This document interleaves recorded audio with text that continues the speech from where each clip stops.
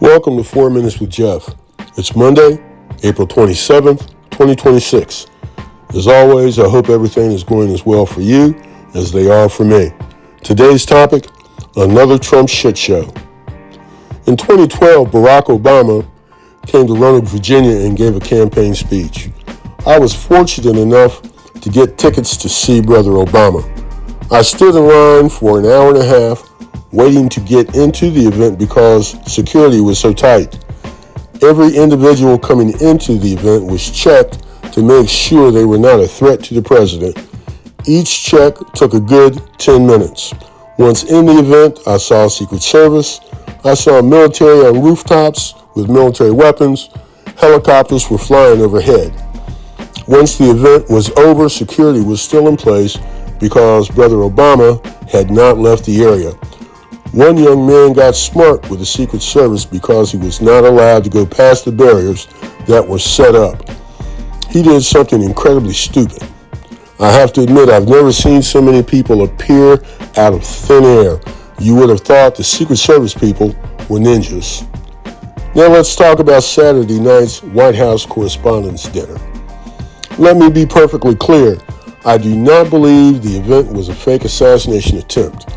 I'm convinced the assassination attempt was real, but I have to admit that due to circumstances, there are plenty of questions that need to be asked. Why was the perimeter so close to the president? Why were people allowed to enter the event almost willy-nilly? How does a person travel cross-country with weapons, check into a hotel where the president is giving an event and nobody seems to notice? It's been reported that the family of this man contacted police and nothing was done. How does a person infiltrate the perimeter around the president? Why was J.D. Vance evacuated from the room before the president? Why was the president, vice president, and the cabinet all at the same event at the same time? If something catastrophic would have happened, who would have been the next president of the United States? After the scene was neutralized, why was the president and the cabinet allowed to stay at the scene to give a press conference instead of being removed and taken to the White House? We're in the middle of a war with Iran. Iran has tried to kill the president on at least one occasion. Given that, why was security so lax? When I was at the Obama event in 2012, why was there such a difference between security then and security for Trump in 2026, especially since there have been multiple attempts on Donald Trump's life? Again, let me be perfectly clear. I'm not a fan of Donald Trump. I never have been, I never will be. However, as I've stated on numerous occasions, I'm not a supporter of political violence either.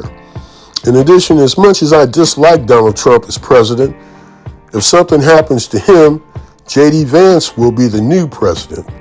That would be an even bigger shit show than the shit show that we're involved in now. Again, I do not think the events of Saturday night were staged. However, when you have this much gross incompetence, people are going to be very suspicious. That wraps it up for today. Tune in Wednesday for another 4 Minutes with Jeff. As always, we the people. Don't forget to hit that subscribe and like button. See you Wednesday. Take care.